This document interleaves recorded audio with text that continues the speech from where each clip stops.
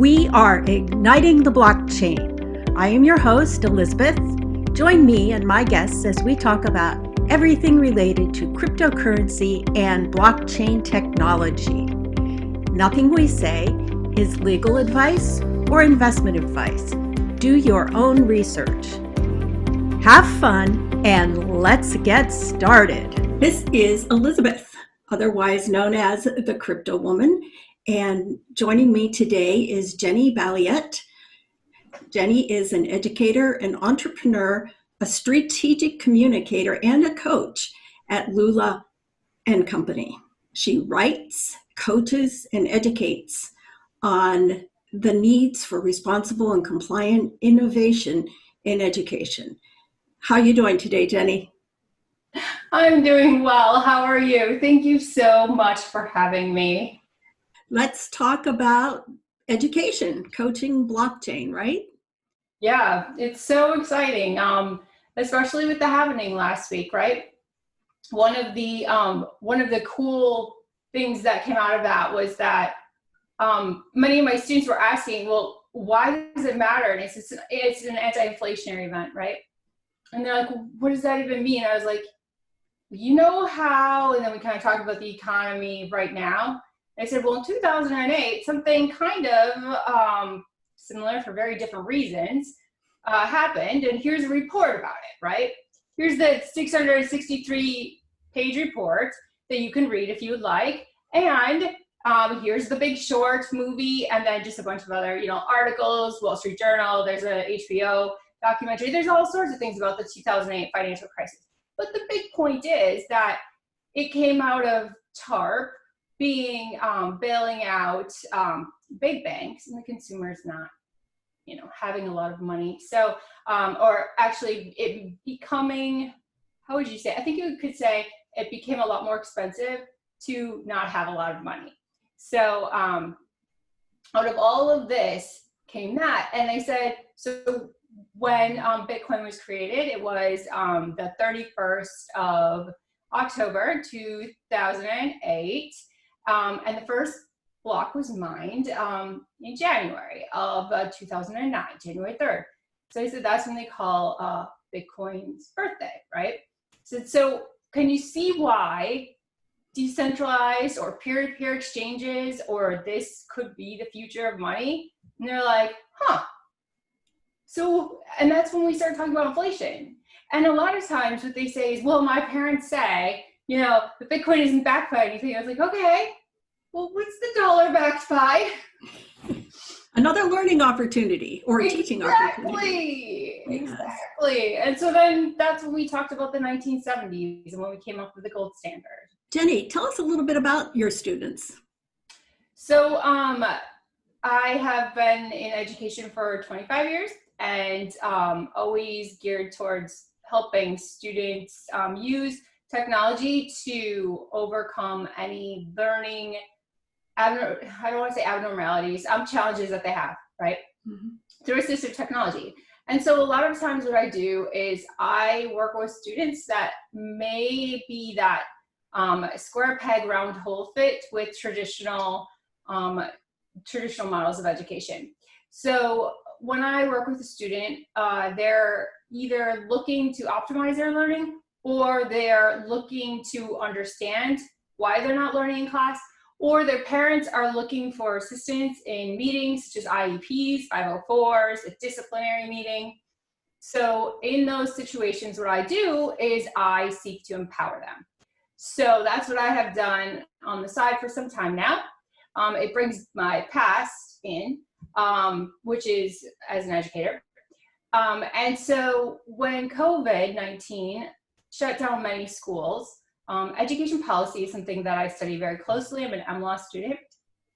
And I wanted to use that opportunity to, what I would say, go with a radioactive approach to education, cryptocurrency, and blockchain. Mainly, students are at home, a lot of them are bored, parents are frustrated, parents don't understand sometimes why teachers do certain things perhaps, or how to gain engagement. And it's a different ballgame if you have your students, your child, who is your student now, right? it's a different ballgame when you have that dynamic versus a full classroom. And in that very small like group or that, you know, just one-on-one with your child, you can do so much. And that's the cool part. That's where crypto and blockchain comes in, because students will learn anything. They will learn anything because they are so interested, but you have to find that interest. So if you don't have that engagement, you're going to go like this. And this is usually what I try to coach is, you know, using third parties like, oh, the clock says it's time to study, or like you can task them out by chunking different things that might be difficult. So the where blockchain and crypto come in is that it really becomes this amazing way for them to get lost. There's are you familiar with Lev Vygotsky? No. Oh, okay. So Lev Vygotsky is the first, well, I think he was one of the first. He's a social cognitive educational philosopher and theorist, right? And what he says is that we learn because it's scaffolding. So like when your child, I can remember when my daughter would go to like a water park, and she's barely like toddling, you know, like whatever, 13 years ago.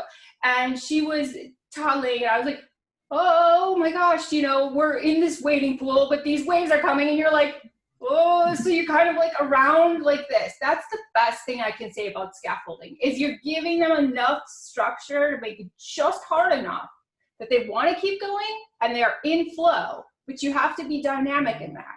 So once you get a student into flow, which is like this amazing state of enlightenment, right? What I would call nirvana of education, where it's like flight. You're just in this perfect state of flow, and they're just researching and they're asking questions and everything. And there are programs that actually capitalize on this. One is the Buck Institute's project-based learning. And so when students are in that state of flow and they're scaffolded in just the right amount, that means that they're being empowered.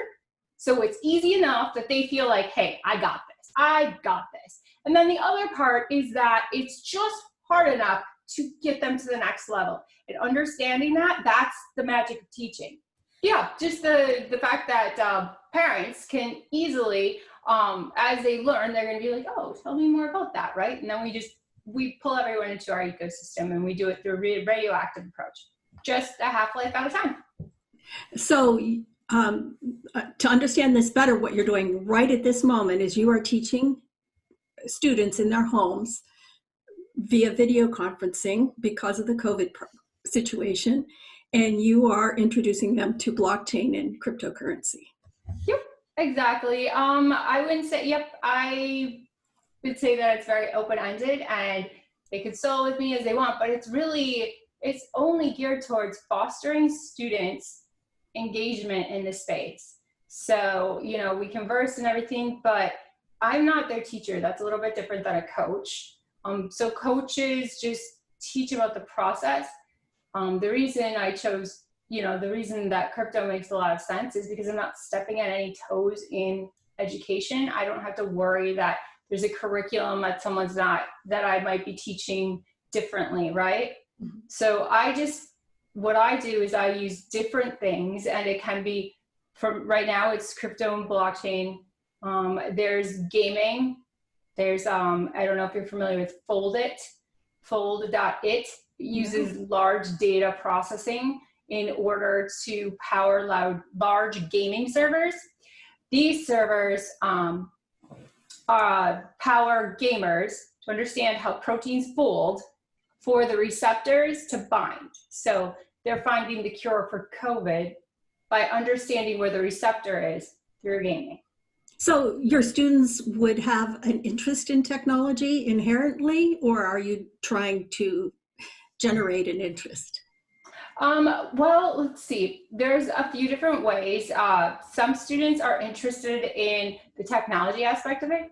Some students are interested in the art aspect of it, as far as marketing, the beautiful graphics. If you've ever looked at lots of crypto websites, they all have really, really engaging and aesthetically pleasing graphics, right?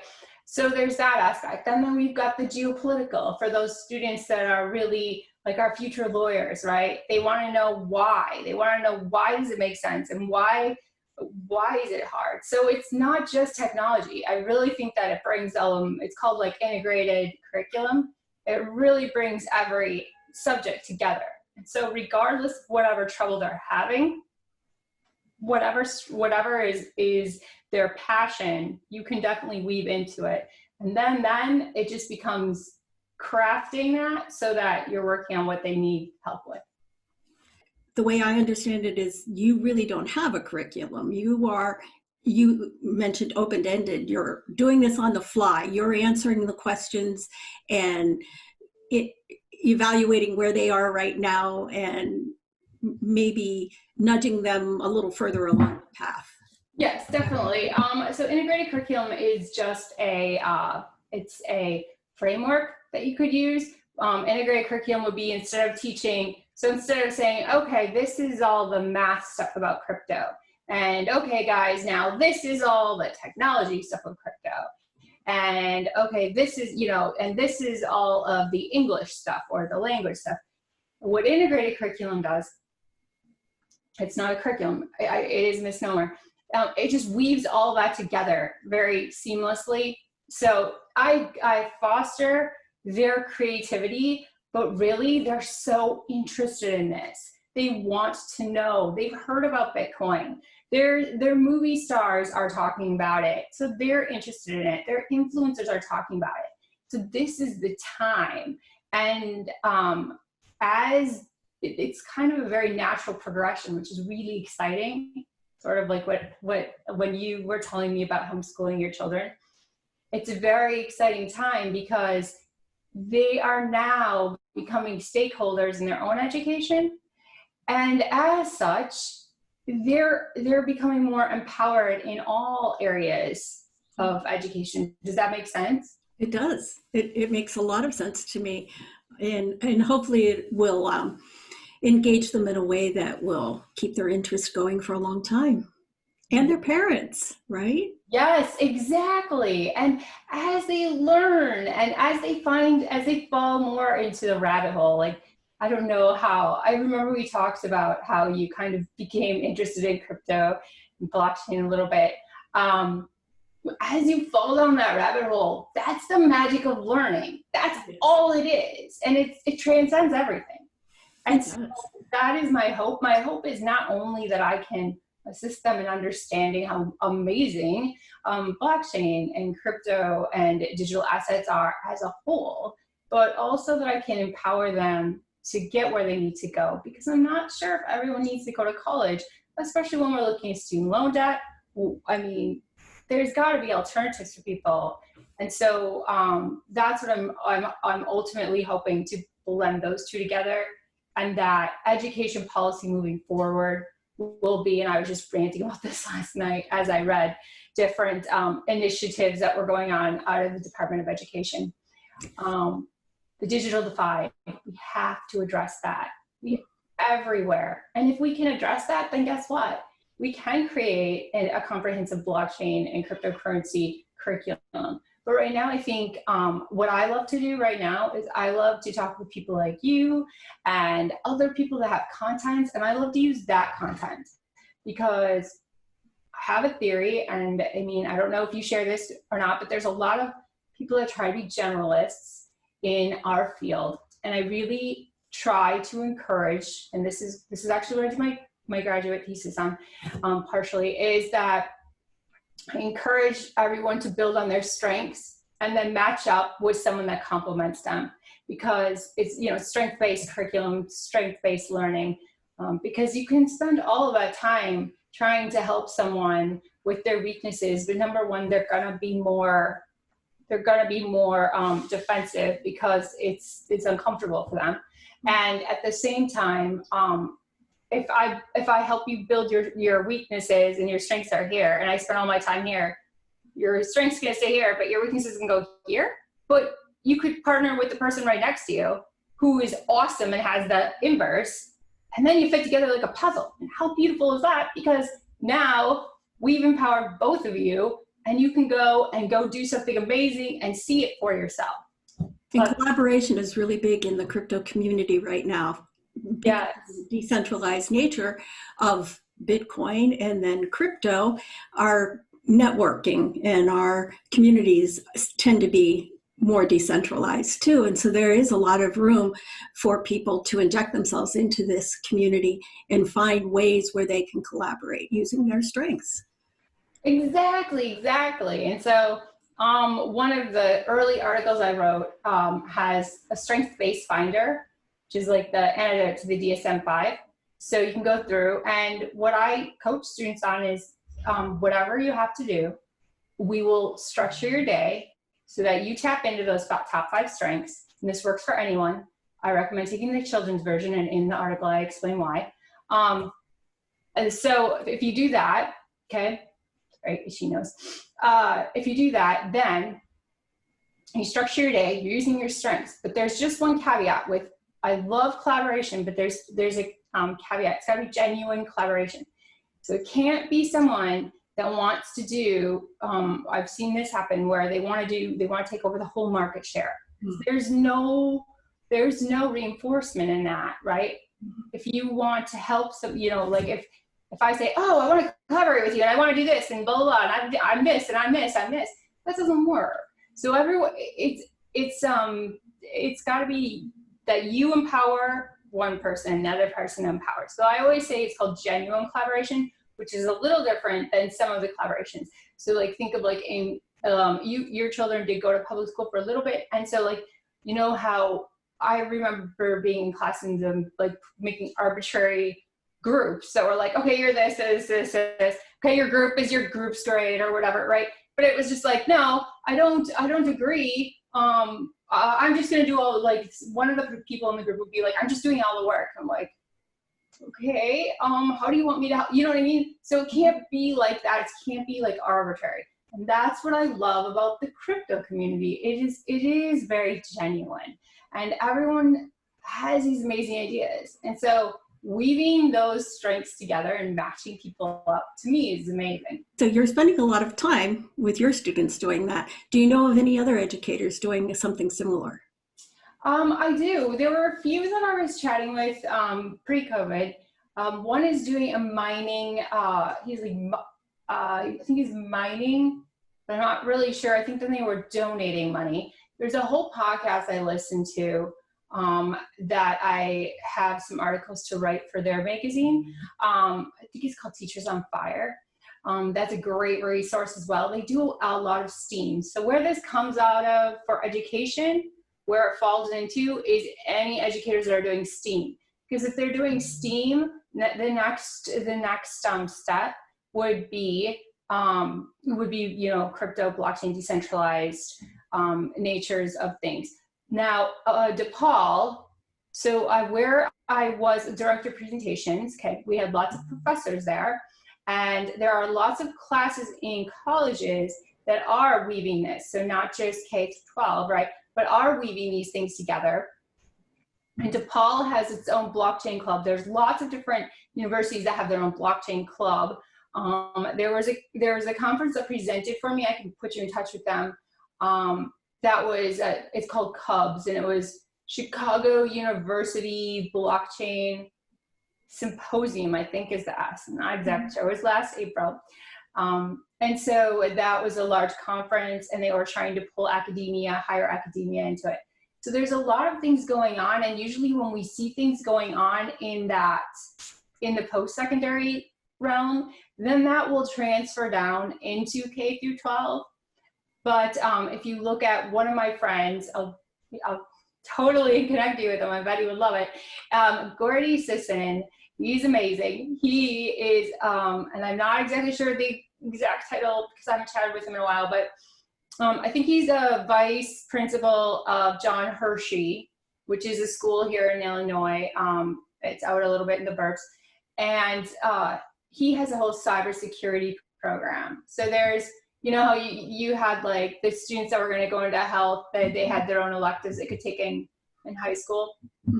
So there's a cybersecurity one. So that's another one that you should definitely chat with. And then we have Chicago Blockchain Center. And people are very interested in this, especially anyone who is doing after school anything, they're always looking for these different things. So I say pull them in with technology, because technology and gaming is like, that's the low-hanging fruit. And if any parent who doesn't really understand how that works, right? My daughter was sitting next to me, and unless I wanted to give her my full-on credit card, I couldn't figure out how to give her Minecraft money. And it was her birthday, and I set everything up, but I think I had put a new phone number in, so you can't make any transactions for 30 days. And so I was like, oh, great. And so I had to, this is the perfect use case for crypto, really. And parents totally get this because they've done this before. Because then you have to go on Amazon and you're like, okay, virtual card, that is going to be now. I need the code now, right? Because this is now, I don't know, 8 o'clock at night, after we've had a full day of birthday extravaganza, right? And I'm like, oh my God, I came so close to just giving her my card. I was like, oh, and I kept doing it, and I would buy these different codes and they wouldn't authenticate. There was a lag time. You had to wait for the authentication from the email and blah, blah. Crypto would have been simple. Would have been just seamless, simple, done, boom, okay, there's your Minecraft money. And my fear was if I gave her the card, not that she would do anything with it, because she wouldn't, but if you store it in there, yeah, they say you can delete it, but I've been in situations where you've tried to delete something and you can't. And so I think that when you address something from anyone's problem point, right, or challenge, and parents trying to give their child money. Oh, I remember, there's another one I'm going to tell you about in a minute that goes right along with what we're saying, but it's slightly different. You will gain their buy-in much faster because they're like, yes, I've tried to do that, and yes, it's a huge problem. It's called your allowance, and then allowance, smart contracts, which I so love for kids, for allowances. So as I've always been a very strange mother, right? So when my daughter was young, I don't know, not that young. She'd probably say, it was when I was little, but it's always been. I would have her write contracts if she wanted something because one, I have an ex-husband, and so we are not in the same home, and I didn't want to be that parent that didn't follow through. Two, it's great language, works on writing, works on any academic skill because we talked about the parts of the contract, the consideration, the offer, the acceptance, blah, blah. I have some really cute videos. Actually, it's one of my articles too. And so doing a smart contract is just one step further, right? So she would say, whereas I would like to buy, well, I had the Google form all filled out, right? But so she had to say I don't know, what are those things called? Those little, they're like Zwinkies or Swinky. They're like little trinkets, like I don't know. I've totally lost what they were called. But anyway, they're like these little food things, Shopkins. There we go. So she would say, whereas I want to buy 10 Shopkins, I will, and then she would list the things. And so and that goes right back to what I was saying before when parents are talking about homework and things. You just put these things in there and it's like, okay, here you go. You said you would do these things. Did you do these things? No. Okay, do you want to go do them and then we'll talk again? Yeah. Okay, great. And it really removes that friction, right? So I have a video on that too. Some different time tracking apps. I think parents are just interested in anything at this point that will engage their students. So, and good educators like us, we know how to create those teachable moments. Obviously, education and blockchain and crypto are all very important to you. And there's a huge need in the blockchain crypto space for more education. And you're bringing a very, very, very interesting approach to your students. I'd love to see it broaden and get bigger. If you ever create a curriculum or have a program that you can reach out and teach other teachers or parents how to do this, let me know. Because definitely, I do have one. It's just that it's how they say that teachers are the best thieves ever? I don't know if you've ever heard that. Okay, I do. It's just that it's like my scope and sequence is, okay, I say you do this, then I say you do this, then you're going to go check out this YouTube, and you're going to do this, and you're going to do this. Yes, I do have another call with another person that I love their stuff, and I've asked if I can, like, can I use this in my thing? So I always try to get permission to. I don't want anyone to think I'm taking advantage of their materials. So yes, scope and sequence I think is huge, but I think it's definitely got to be with fueled by engagement and where that child's at. So I don't know, what are your thoughts on it? Like, as far as scope and sequence go? Well, if you're going to be connecting people with resources on the web, you'd have to keep your scope and sequence up to date as far as your links to resources, because they change a lot, and because better and better material comes out all the time, because it's such a fast moving, really part of the education of the educators needs to be bringing them up to speed, and getting their interest piqued, or helping them jump into that rabbit hole and find some of their own ways of doing that. But as far as the scope and sequence of just laying out ideas or what needs to be taught and maybe how it could be taught, sure, I think that would be really, really important. What do you think is the biggest educational challenge right now for the adoption of blockchain?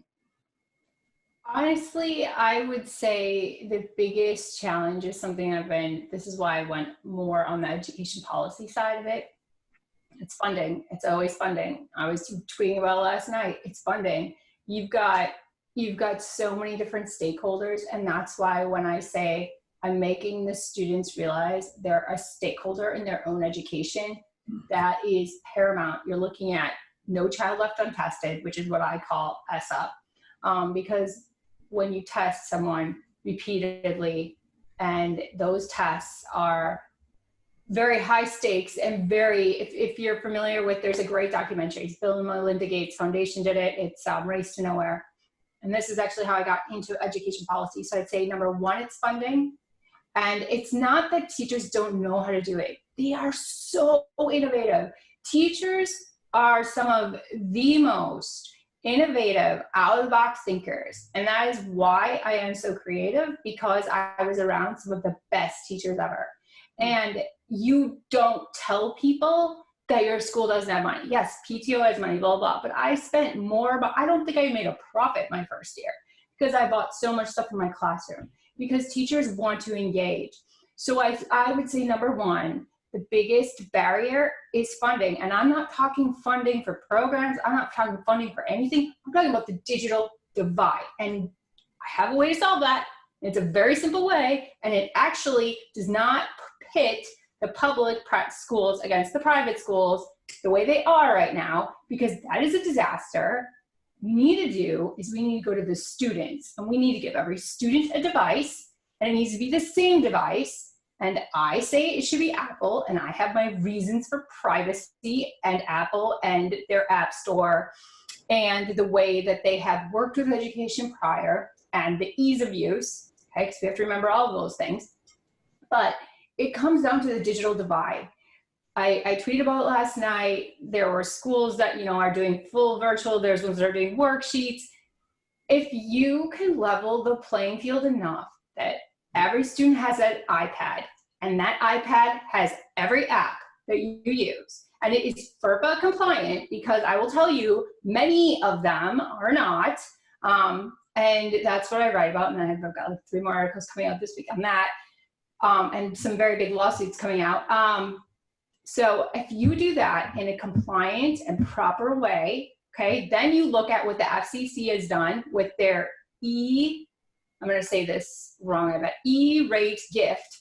There we go, E-rate gift rollbacks, which means that prior to COVID, they were not allowed to donate services, bandwidth, or anything to schools. So they had to charge them. There was I think it's only, they could charge them 20% reduction of their regular fees, but it was still that. And it's still, if you can, I wrote about this in an article where I talked about Chicago, Illinois, and then I have a big section in there on the digital divide. So if you look at it from that standpoint, that we need to keep the E-rate E-rate gift rollbacks, which are also there for telehealth now. Okay, so we need to keep that in order, and we need to have every kid have an iPad. And if you put these two things together, because an iPad is very it's not as much functionality as a computer. Do a lot on it. It's very interactive, and it's a simple device, right? You put data on it, so you're not doing Excel, not doing anything. Now you've got everyone on the same, right? Mm-hmm. Okay, so if you can do that, then what you can do is you could really open up the curriculum so that students could potentially join a different class. Oh, this school is doing blockchain. Oh, I want to do this. And oh, I want to do this and I want to do this. But see, what the problem is, anytime in edtech's got big problems. Edtech's got big problems in privacy, and they're coming out. Keep watching, because they're coming out, and they're going to continue until people really understand what you're supposed to do with student data. And then you have, on top of that, you've got administrators who are cutting. And if you look now, when they're talking about funding, they don't have the money. They're trying to cut teachers. They're trying to do all this. Okay, if you're going to cut teachers, if you're going to do all this, you're getting like $7,000 per student from the federal government. Okay, yes, it's split for all these services, but give them an iPad. It's like, I would love to say, hey, Apple, try it, do an experiment, because if you give everyone a $300 iPad, and this is why they made that price point for the iPad, was to compete with Google Chromebook.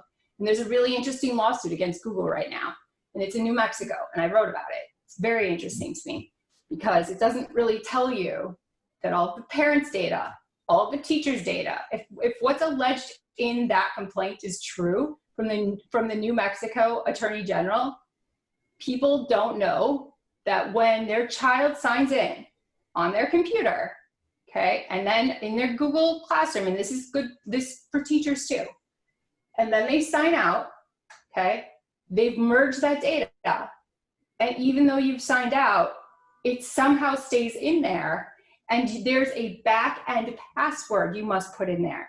We have 80 million users on Google Classroom, Google for Education, Google Education, I believe it's called now. Jenny, you're going to have to come back on, and we're going to have to talk about data privacy. Yes. Sometime. Yes, yes, a responsible innovation. So that's the thing, right? It comes down to funding, and we have to get the lawmakers to understand this is a priority. Did you follow when they were talking about the refund checks, and then one of the lawmakers sent in a bill that was like, maybe we should put this on a blockchain, a DLT, right? Yes. Like, yeah. Yeah. I've talked to a few people about that. We're getting closer. It's coming up in the conversation now, which it never would have a few years ago, right? Exactly. So I don't think that the infrastructure is quite prepared for it just yet, but we're getting closer. We are. And so that's just the thing, is like, we're not there yet. And so we can't go full, what I would call what we need to do is assimilation. And the reason I say assimilation is because that means that the youth, our children, our students, can teach us a lot too about how people use money and things. Like my daughter, she doesn't even know that. I mean, she knows, but she doesn't in a way, because she's just like puts her app request through, and it's just magical money anyway. So if we can take what they teach us about what they know about money, and they don't know any other way, and we can take blockchain and crypto and all of our amazing ideas, and we can learn from each other, that's going to be how we're going to achieve adoption, in my opinion. So instead of accommodation, I always try to say assimilation, because that's what we just want this culture to assimilate into crypto and blockchain, instead of full on adopting, because adopting kind of makes it seem like you're coming in and you're going to just adopt our way of life, right? Whereas it's so blockchain and crypto is such a great atmosphere. It's such a great, last week I did so many meetings, and it was so wonderful. It was just great to talk to people. It's one of the most accepting cultures. And one of the very cool things of what I try to do for adults is I try to on the professional side, a lot of times it's moms that may have left the workforce, right? So what I try to tell them is that it's a lower barrier to entry. We'll learn a little bit, and I point them to, I guess I'm like resource management. I just keep pointing them to like the experts. I don't think I'm an expert on these things. Trust me, I'm not. But I try to bring them in, and I'm like, okay, as a freelancer, you want to go back to work. You haven't found something in corporate America, freelancing, you take 5 clients on, you scale up 10 clients on. Then as you find these 5 clients that you really, really like, go on fractional with them and then grow with their startup as your needs change. And then if you do need to go back to corporate America, you have blockchain crypto experience, right? And that is interesting to them. And now on the other side, you're double interesting to the crypto people because you've got this corporate, network. So it's just all like, I love the word assimilation. I don't think we're going to replace adoption in the broader vernacular, but you are so right. We just need to assimilate it into our culture and our daily use. And that's the goal of good education. Thank you, Jenny, for spending time talking with me about that. And I hope to talk to you again about some of those other things that you said and wrote about. If anybody wants to see what you've written or get in touch with you, how can they do that? So you can follow me on Twitter and DM me. It's at LulaEducate. And people thought in crypto that my name was so goofy as far as Twitter. I'm like, no, it's because everything comes on education. And the same on Medium. So I write a lot on Medium. And they can email me. It's jb@lulaco.io is my email. And I would love to talk to anyone, and anyone that has resources, contact me because I'll write about it. And I love to tell your story. I find them to be so fascinating. Like your story and how long you've been in crypto, you know way more than me. I'm going to introduce you to the Teachers on Fire podcast. They're a great podcast, and they really go with that STEM community. I think that if we can address this digital divide, that it's not going to be, I think funding is the biggest barrier. And so if anyone wants to do anything to help that cause, what you need to do is you need to find out how your schools are funded. It's a 3-pronged process, right? It's federal, state, and local. And talk to your school boards, talk to your states. Tell them the digital divide, privacy, and digital divide. Responsible innovation, it comes down to that. It is a lot up to the parents to drive that conversation. And we can't leave homeschoolers out of it either. Honestly, we cannot. They, we can partner with them. We can use funding in very creative ways. You can do resource pooling and things. So I'm not saying that it's only public schools. In some realms, there are aspects that are only in public schools, like free and reduced lunch, right? But we all have to work together in this education community if we are going to get these children ready for the next generation. Thanks for listening. I hope you enjoyed that as much as I did. Check out ignitingtheblockchain.com for materials referenced during this podcast and for a list of other conversations about blockchain technology and cryptocurrency. See you around the block.